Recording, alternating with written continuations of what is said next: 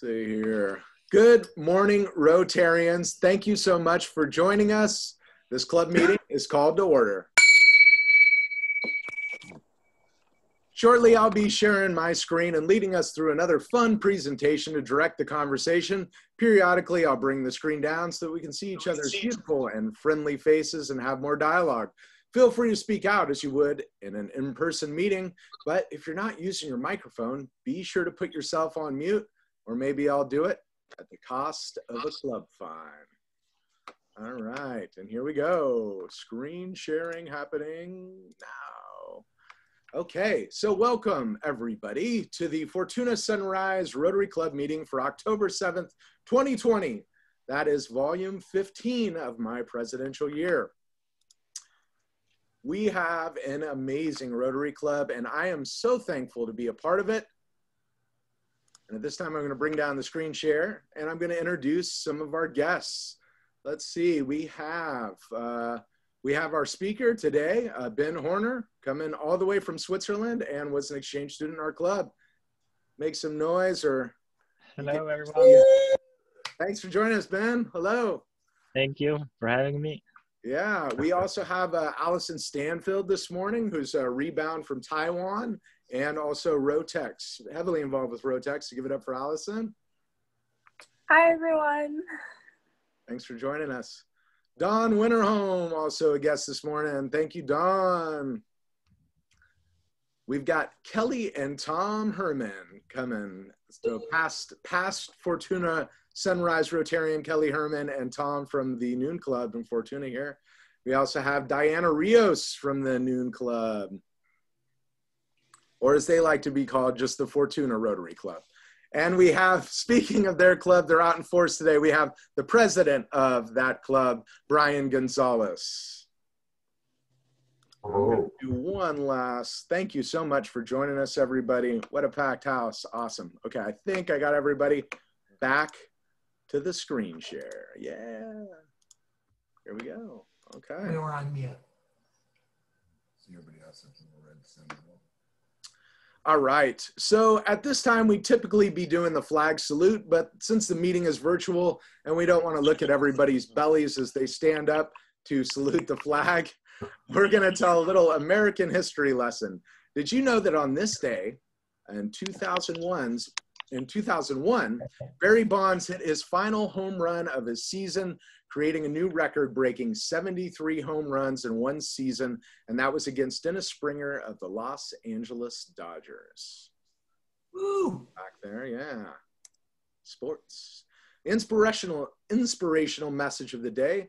With all these talk of conspiracies, I thought I'd do one on that, and that is, blessed is the season which engages the whole world in the conspiracy of love. Amen. Mm.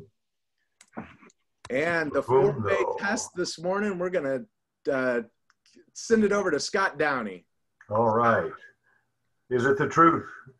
Is it fair to all concerned? Will it build goodwill and better friendships?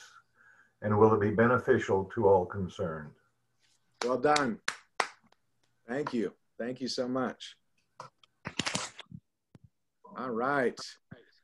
So let's see. Our backpacks program is back. I believe today is the first backpack stuffing day, which is a program where we help needy families that may have some food shortages to get them some extra food for the weekends.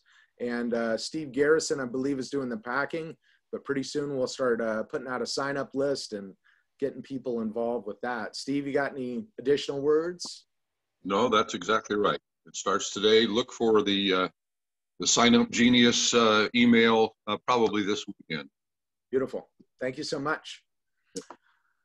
Let's see. Additionally, next week we have our district governor's board visit as well as club visit. So the board visit will be 6 p.m. October 13th. So board members, please show up. And also past district governor Aaron Dunn, that would be awesome if we could have you, as well as our AG, Frank Ramos. But everybody, please, we've got a great turnout this morning. Let's have an awesome turnout next week for our district governor, October 14th. That would be next Wednesday, and it'll be via Zoom. We also have World Polio Day, October 24th. fastly approaching. And we're doing a purple flamingo flocking event. And I sent out the form with the club meeting info this morning. If you haven't filled that out, there was also a separate email with the information on it. And you could sign up to help out with it, you know, deliver flamingos to people's yards, pick them up, house them, organize, you know, be the call person, as well as get your yard flocked if you want to make a donation to polio. So please be looking for that. Please fill it out. It would really help us out in just coordination. Okay. Let's see here. And not to forget, we also have the annual International Fair Project Fair, and that's going to be online this year, which will be an awesome way to attend because usually it's, I think, out of the country, and that'll be Friday and Saturday, November 13th and 14th, 2020. So if you're interested in checking that out, our speaker last week talked a little bit about it in the past, and it looks like a really fun event. So if you have some time, November 13th and 14th, Friday and Saturday.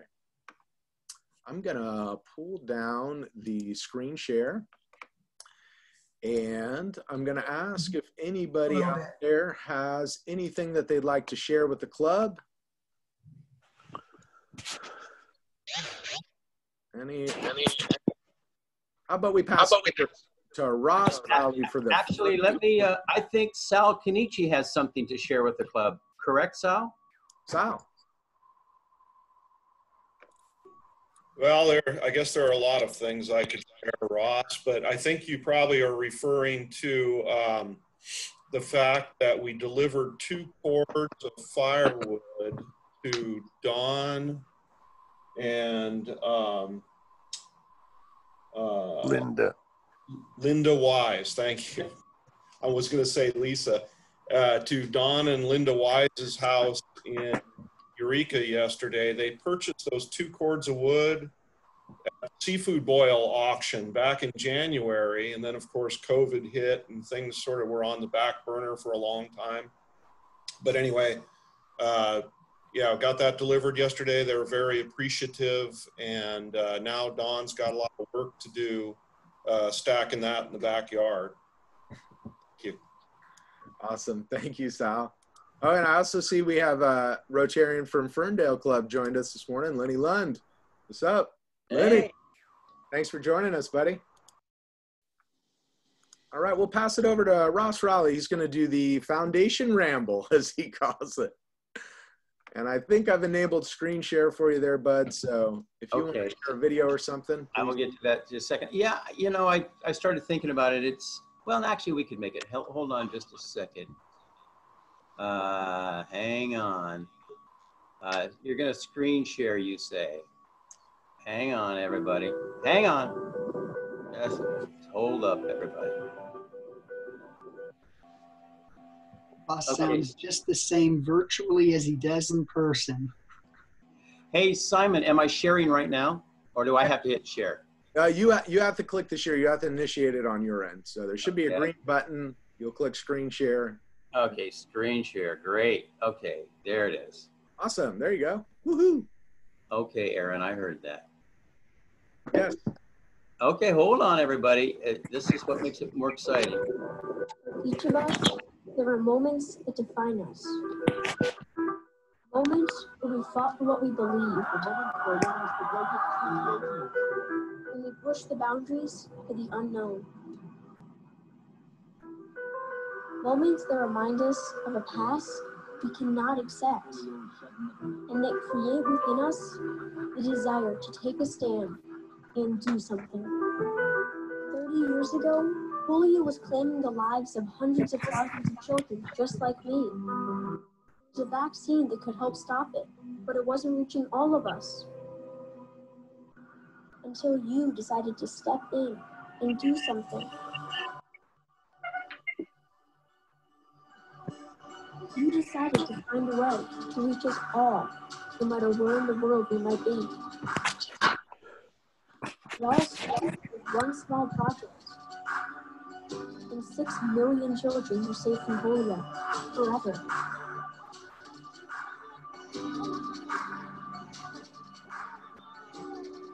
The world took notice, and things began to change.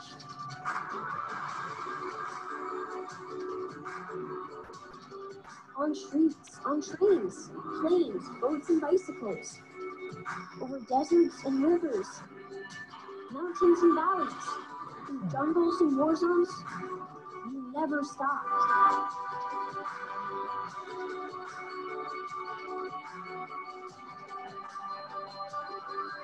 But it can't end here. We are this close, the closest that we've ever been. 3 countries remain, and we must continue to strive to reach every last child.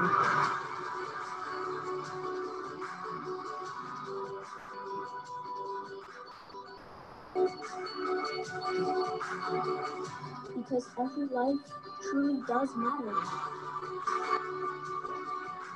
And together, we have proved that when you put service above self, the world can be a much better place. Since 1985, Rotary has been the foundation on which the polio eradication program is built. Last year, we saw just 37 cases, the lowest number in history.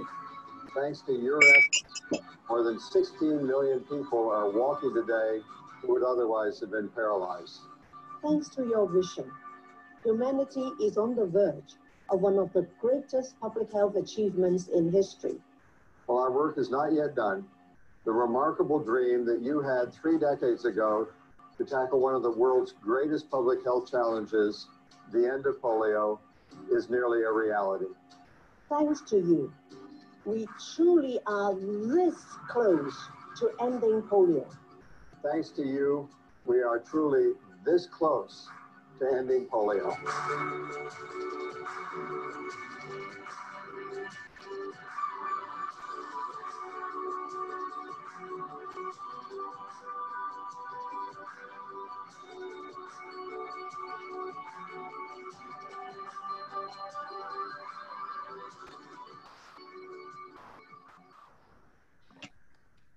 All right, everybody. That was just a little video on the wonderfulness of the Polio Plus program. An update that was created in 2019 when we had only 37 cases. We're back up to 102 cases, but Nigeria is no longer one of the endemic countries. Now it's only Pakistan and Afghanistan. So we eliminated a country of the wild polio virus, and now we're going forward. But let me talk a little bit here about the Rotary Foundation and Polio Plus and how we're able to achieve some of the things we're able to achieve. Simon, why is it? I'm just going to go with these slides because it's not going full screen for some reason.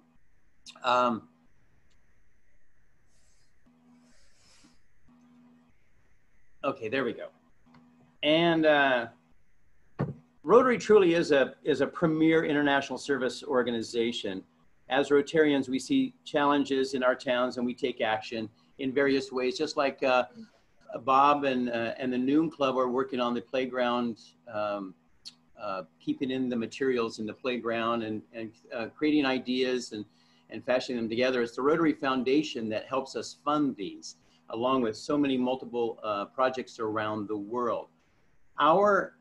There are 7 areas of focus that we strive to achieve, and those are literacy and education, maternal and child health, peace and conflict, disease prevention and treatment, which is where Polio Plus falls under, water, sanitation and hygiene, and community and economic development. And this year, for the first time, is our 7th area of focus, which is supporting the environment. So as you see the CCC down there in the second picture, that's Scott Downey led that charge to clean out the creek, and that's we were jumping on to support our environment long before it became an area of focus. And of course, you can see our dictionaries program in that picture, and then polio in addition. But the Rotary Foundation helps fund these kinds of projects along with our local club funding, which brings us into that time of year. And once a year, although you can give to the Rotary Foundation any time of the year that you want, there is a concentrated effort in October, November, just to kind of put the spark out there. And as you should know, it's the generosity of our worldwide members that makes the good work come to fruition. You know, our foundation, the Rotary Foundation, is overseen by fellow Rotarians. We are tops in the world as far as charitable foundations. The contributions we use create these incredible projects to be seen through. So what I wanted, I'm going fast because I want to hear Ben. But what we do every year is we have a kind of a little fun thing, and that is that we have a little raffle. Now, in the past, we used to have raffle tickets, and we could put our tickets in for 1 of 12 across the Northern District. But this year, because of Zoom and the pandemic, we have to do it within our club. So everybody, what we're doing for this time of year is we are going to get a Harry and David basket, and it'll be delivered to your home and just filled with all kinds of luscious goodies from Southern Oregon. And what we do is that we make a suggestion or a request for you to purchase a ticket or two. And you can get 6 tickets for $100, or you can just get them for $20 each. Now, this year it's going to be way different. And Don Jewett, it's not going to be as fun as when you did it with handing out the tickets and keeping tally. We've got to do it through the email. So what I am going to do is all the members, I'm going to mail everyone with information. And then you, the club member, you will email back how many tickets you would like to buy. And then how much you'd like to give to the Rotary Foundation. Then the deadline to answer me back, and I will kind of hound you for a little bit, will be October 22nd, because on the 22nd, we are going to have our Rotary District Conference and our Foundation Celebration, where clubs all over the northern part of the district. I'm not sure, Aaron or Frank, do you know if this is is this Northern District only on this meeting? Yeah, it's just our district. Okay, just our northern part of our district, or the whole district? Oh, whole district. Okay, so anyway, we'll be having our district conference and foundation celebration. So what we'd like to do is we could have a winner drawn by that time, and they'll announce a winner from our club. But then if you don't make it, we're going to have that drawing, and if you go, you will know early who won from our club. But then on October 28th, we will have a drawing, and we'll see who won that luscious basket of goodies. So I would say if everyone would like to join in, I will email you and keep you abreast of what's happening with our foundation fundraising. And I believe that's it. I just want to quote something by Hold Your Knack, our international president, and that is, I can't see it because, yeah, here we go. Everything we do opens another opportunity for someone somewhere. And that's just exactly what the Rotary Foundation does. And that's my little chat. And I will be emailing everybody going from there. And let me stop sharing. So Ross, I don't think that email thing is going to be very effective. I think you should have me call everyone in the club and solicit tickets. I think that's a good idea. I think you should number them and take them around to their houses. I'll bind mine now. I'm online. Oh boy. I told you. Well, I'm gonna take over this show again. Thank you so much, Ross, for doing the foundation ramble, as you call it. It was very nice and enlightening. It's cool to see the good work that we do as Rotarians. Looks like we've also got Brenna Russ here this morning, kind of slid in, Ferndale Rotarian. Thank you for joining us, Brenna. All right, so we're going to go back to the show, and I'm going to screen share again on my end. Something I've been doing is a theme of my year is being an art educator, is featuring artists every week and kind of doing a dive into their work and looking over their stuff. So This week, we're going to be looking at the artist, photographer that is, of Chang Chao-Tang, who's a Taiwanese photographer. And how serendipitous that our rebound from Taiwan is in the house tonight, or today, this morning. Got a photo, a self-portrait that he took of himself here on this first page, and it's kind of taken from above. And this, typically in photography, when you do a shot like that, when you look down upon a person, it's supposed to make them feel smaller.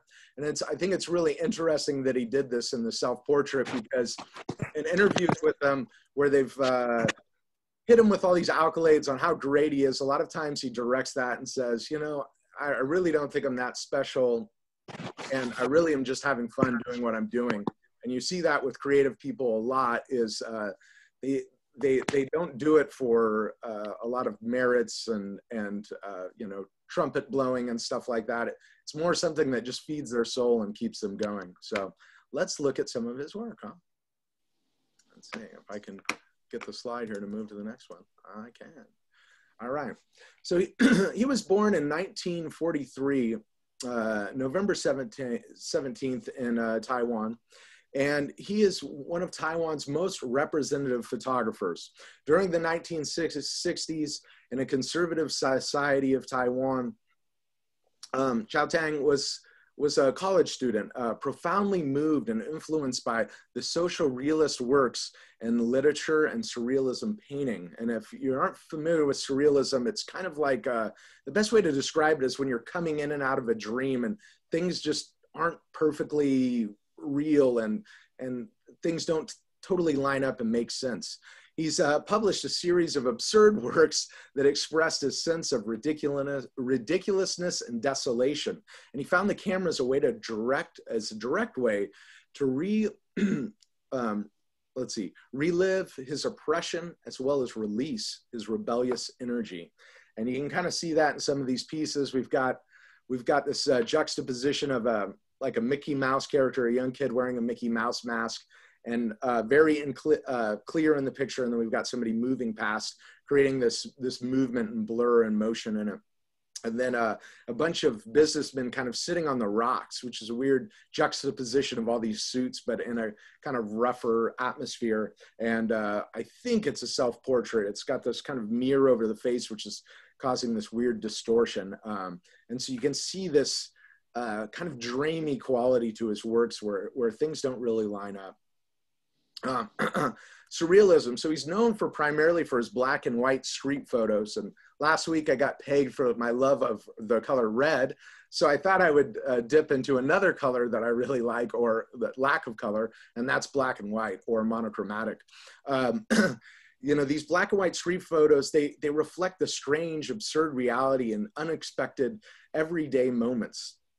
And Chang captures these striking portraits that blend ideas of Western surrealism and existentialism with Chinese ideology. He once said, "I try to capture the moment when the real and the unreal meet in a kind of uneasy encounter of alienation and uncertainty."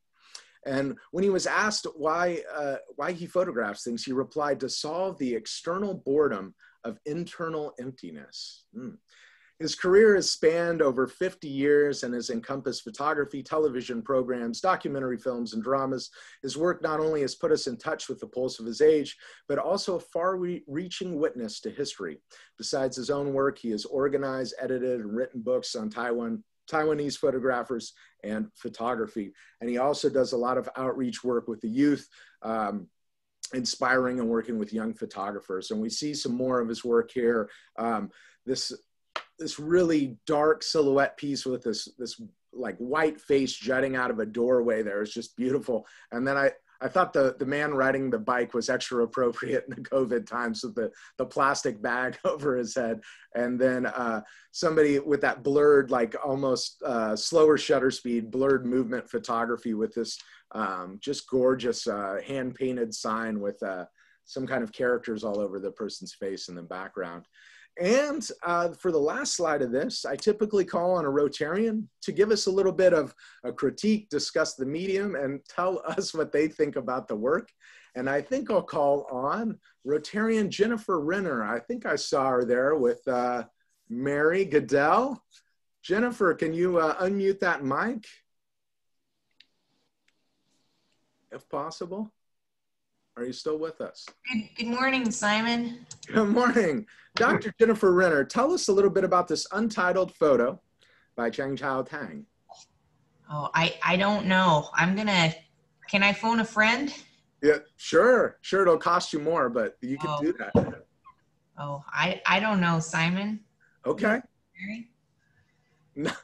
Well, it's interesting that they have a sack over their head. That's rather unique. Yeah, that is. Good observation. Yeah. What about the emotion on the person's face? Let's dive a little deeper. I'm throwing you a couple of bones here. Sad? Yeah. Okay. So yeah, that was a good attempt, but a lot of I don't knows over there. So I think that's going to cost you a whopping $15 for that critique this morning. Probably me. That sounds good. Thank you, Jennifer. Well, since I picked on you, keep that mic unmuted over there. I think I'll move it over to Mary Goodell. Mary, before reality TV, we escaped our day-to-day lives by enjoying surreal art pieces. And one of the most famous of this genre is the Spanish painter Salvador Dali. So Mary, you're gonna have to tell us which one of these 3 pieces of art was made by Dali. Is it 1, 2, or 3? I would say 3.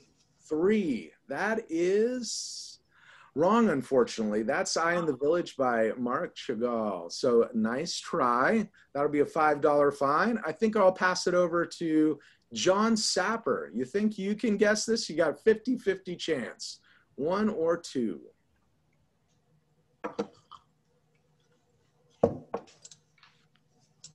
Well, it'd just be a total guess at Dolly. I would say 1. Number 1. Oh, that's incorrect. That's incorrect too. Yeah, I don't think he did flowers. Yeah, he did. So the middle one there is the Meditative Rose, and the other one was by Chirico. Chirico was the first one there. So good guess. $5 fine to you, Sapper. Thanks everybody for playing, whether you liked it or not. I'm going to move on to, let's see here. Hey, quick little joke this morning, artist joke here. Somebody from the club sent me this. Well, crap. So if anybody gets the joke there, Van Gogh, most widely accepted account is that he cut off his earlobe in a fit of mania that he was fighting with fellow artist Paul Gauguin, and then he gave it to a prostitute named Rachel as a token of affection. So this is like playing on the mask falling off because he can't kind of wind it around his ear. But it's now thought to be potentially inaccurate. They're thinking that it was more a case of actually being really manic about his brother getting married, because he found out that day that his brother was getting engaged. So interesting new development in the Van Gogh missing ear story. What a tortured artist. Let's see. So every week I'm recognizing a Rotarian in our club and drawing a caricature of them. And you can see the gallery of awesome people that have drawn so far. So who will it be this week? Who will be our featured Rotarian? And it's going to be Walt Giacomini. Hey, Walt, are you with us this morning? From what I hear, there's a new sheriff in town. And that's Walt Giacomini. You know I am. I'm Awesome. more known from being on the other side of the law, Howard. Well, just hear me out. I'm going to go into the symbology of the sheriff and see if maybe that applies to you in a little bit. All right. So the sheriff badge has always been a symbol of honor and authority. And in the time that we have known Walt, he's always exemplified a person of honor, as well as an authority in all things that he is passionate about, like cattle and rodeo. So I would call you an authority in that. Many of the early sheriff badges were oval in shape, and also the shape of a shield, which represent protection. And Walt Giacomini has lived his life as a protector and a steward of the land, not to mention a protector of a way of life that was a simpler time when people worked on the land and were one with nature. Sheriff badges also have depicted as 5-point stars with eagles, which is an imagery that's pulled from the American flag. And it's no surprise that Walt is the mind and blood of a true American patriot for our country. He has served on many nonprofit boards and organizations and is the backbone of our great nation. Thank you, Sir Walt Giacomini. We salute you. So Thank you. Let's make some noise or hold up those spirit fingers for Walt Giacomini. Walt, that lawful illustration has to be worth as much as a visit to the Cattleman's Tri-Tip Sandwich booth, you know?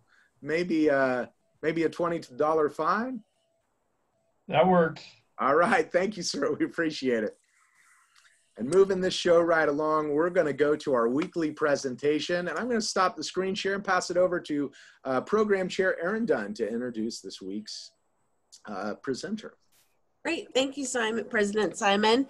It is such a great pleasure this morning to be able to introduce our former exchange student, Ben Horner. He's dialing in from Switzerland, but it's also special because we have two of his host parents here, two sets of host parents, and that's Kelly and Tom Herman and Lenny and Brenna. And we're just thrilled that you could all be here. I don't want to go on too much. He's going to tell us anything I could say. So Ben, it's all yours. Welcome.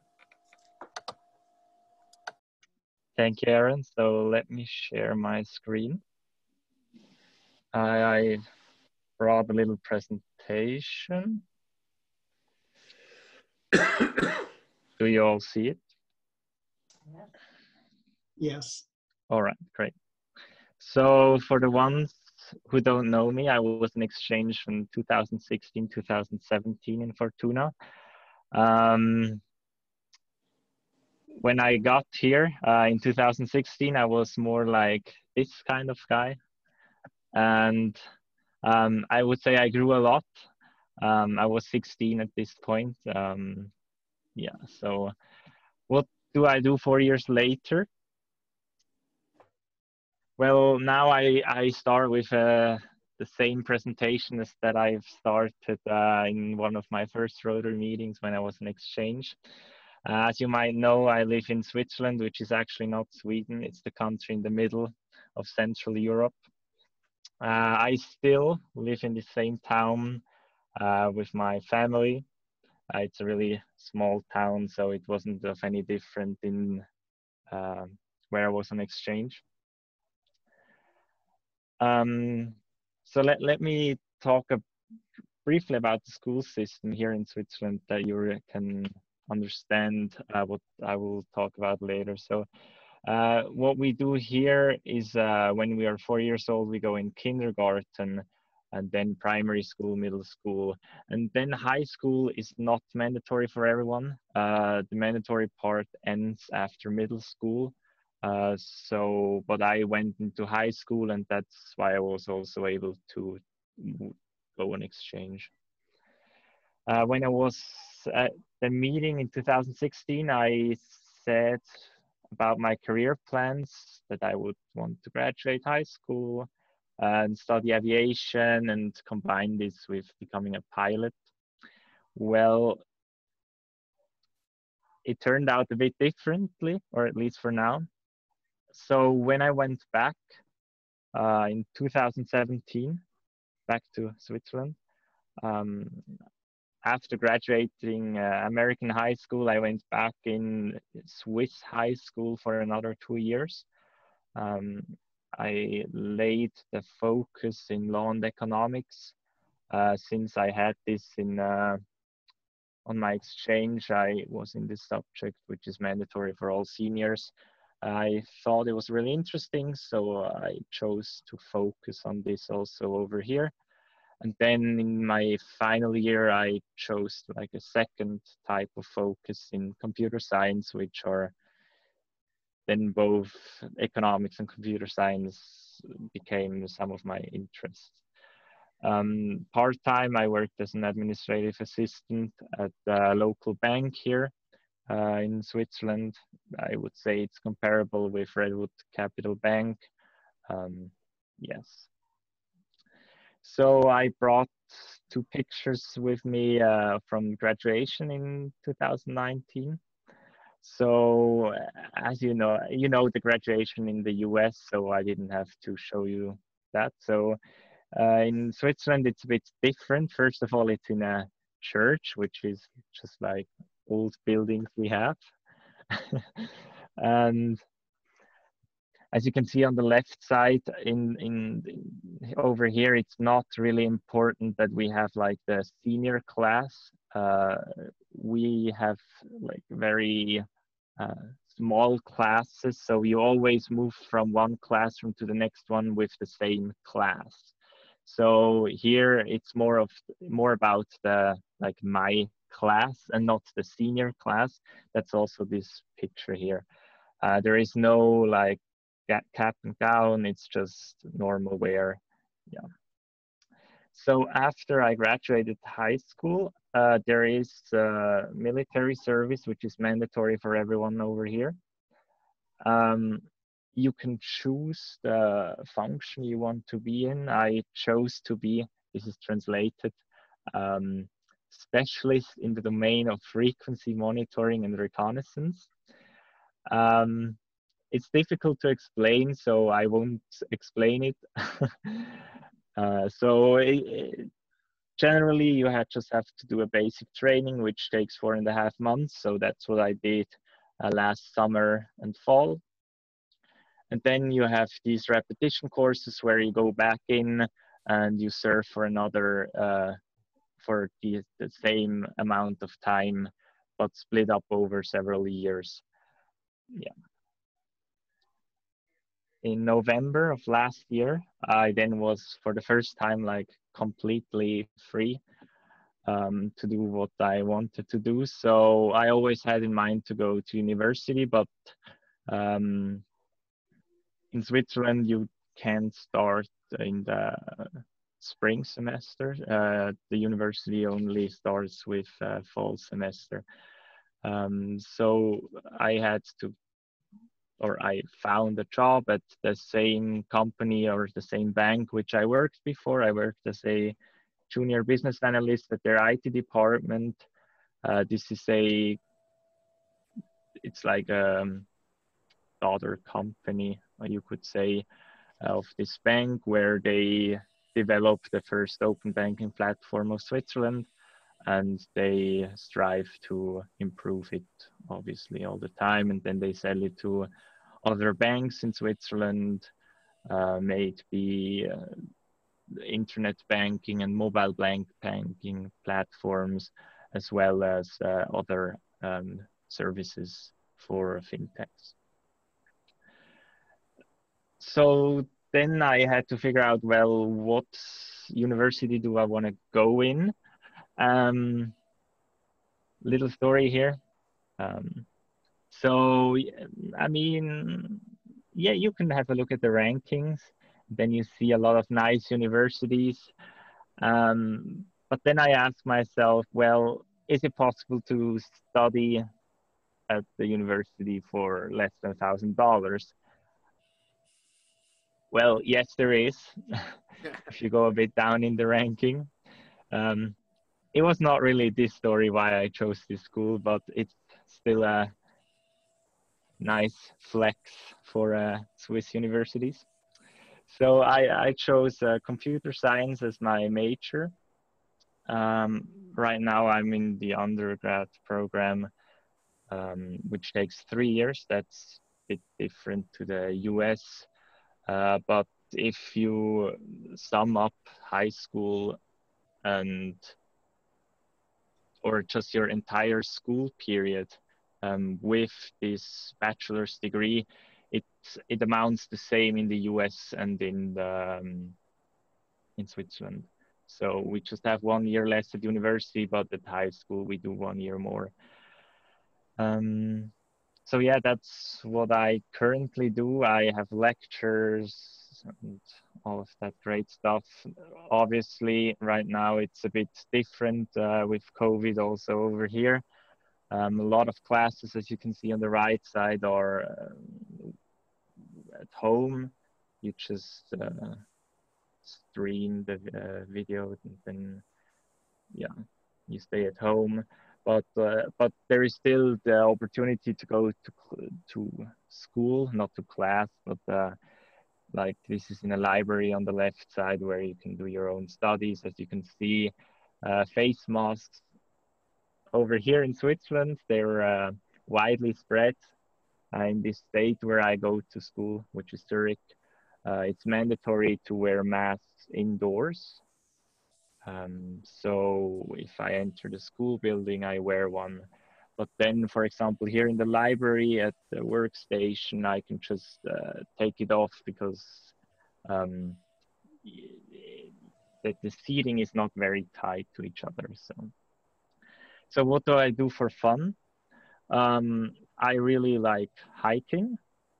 This is a nice picture, and also here, that's something you can really easily do here in Switzerland with all the mountains. I still like skiing a lot. Here you can see a picture from 2019, no, 2020. Obviously also I like to explore new countries, or in this case, as you can see, this was last summer where my family and I went, or well, one of my brothers didn't, but my family and I went to the US. We also visited Fortuna Sunrise, or I did. My parents were sleeping. And yeah, so traveling before COVID, there is also the traveling after COVID. Here is a nice picture. I was in June in Rome. You know, Italy got hit very badly, but then after all, it was one of the safest places with the least amount of cases. So we went down there, and it was really nice because there weren't any tourists. I've traveled to other countries in this summer, but obviously just in Europe because there were travel restrictions everywhere and it's not very easy to get around. So this brings me to just small topic which you might be interested if you think about someone telling you stuff about Switzerland. What about our COVID cases and our 2020? Well, it was very similar to, I guess, in every other country around this world. Obviously, Europe, it was hit a bit earlier than, for example, the US. And we, in March, or no, actually April, they started shutting down all schools. It was pretty similar actually afterwards in the US. Yeah, and then everything seemed fine, and now it's going back up, with the difference being that now we just test a lot more. Most of these cases are young people, so we don't have similar restrictions than we had in spring. But obviously, it's also a topic which is of interest here, as well as, for example, presidential campaigns or similar stuff to that.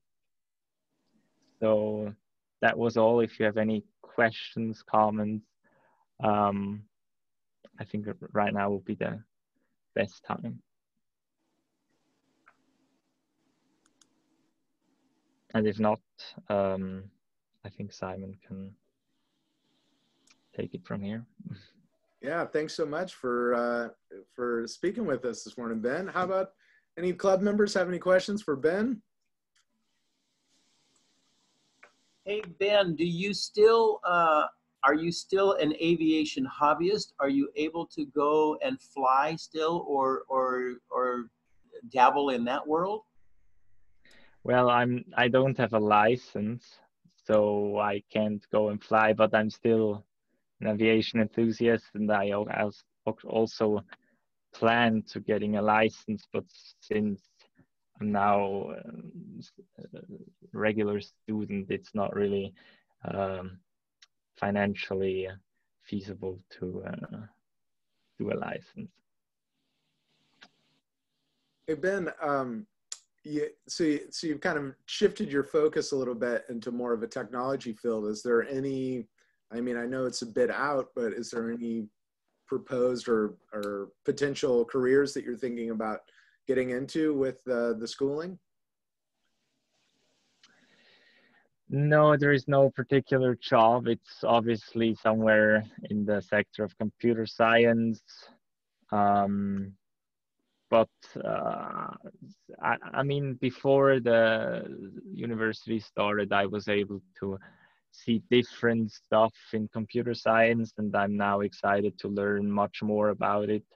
And then also with the master's degree, I will then decide on what I would really want to focus on. So no, I don't have a concrete plan yet. Awesome. Well, I think your Snapchat filter is still alive and well at Fortuna High. That's great. Hey, Ben, I got a question. This is John.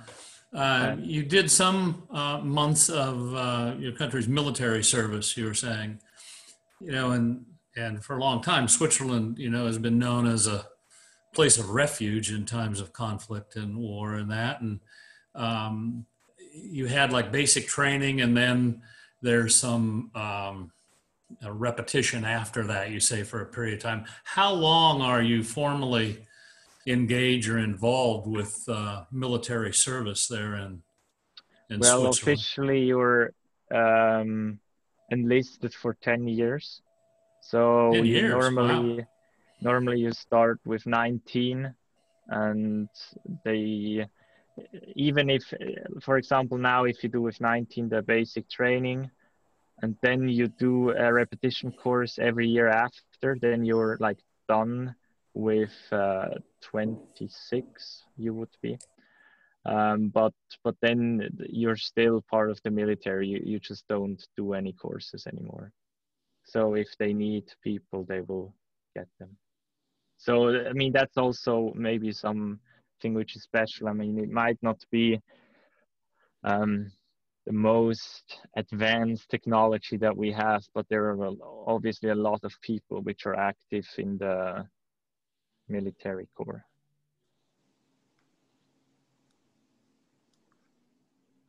Thank you. Ben, did you enjoy your time in the military? What was the? Well, up to the point where they wanted me to be a sergeant, it was fine.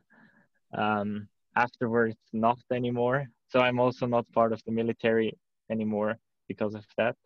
But the work itself was interesting, but I prefer working in a,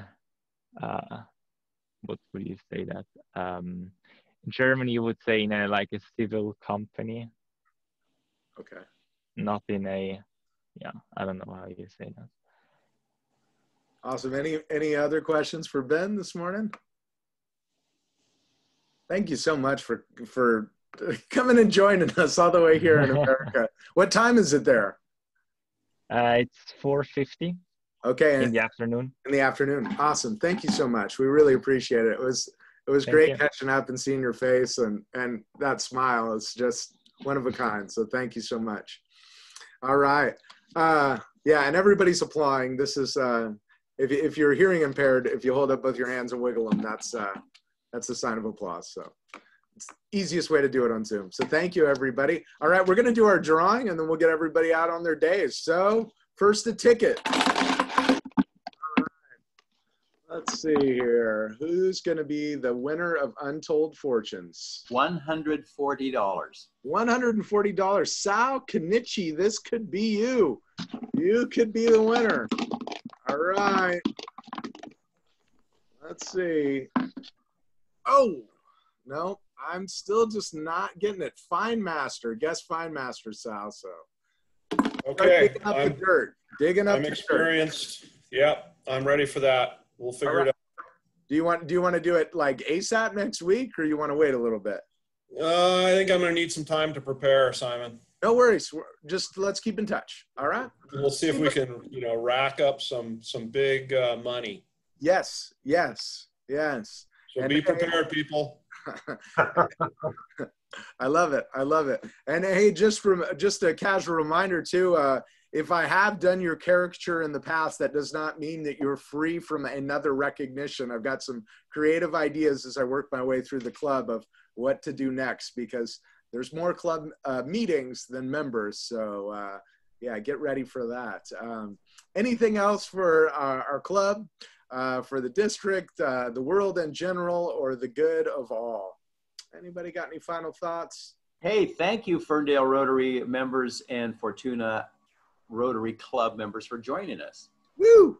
Yeah, I just wanted to say thank you guys for inviting us, and thanks for bringing back the exchange students. It's really special to hear their stories and how they've grown up and just changed, and it's been really special. So I really appreciate you guys bringing them in and inviting us to participate. Yes, thank you. Thank you. Thank you so much. Thank you, Program Chair Aaron Dunn. You're on fire. All right, well, I'm going to ding the bell and let us get on with our days. Have a marvelous one. Have a great Rotary Day, and we'll see you next week. Well, bye now. Thanks. Bye, everyone. Bye.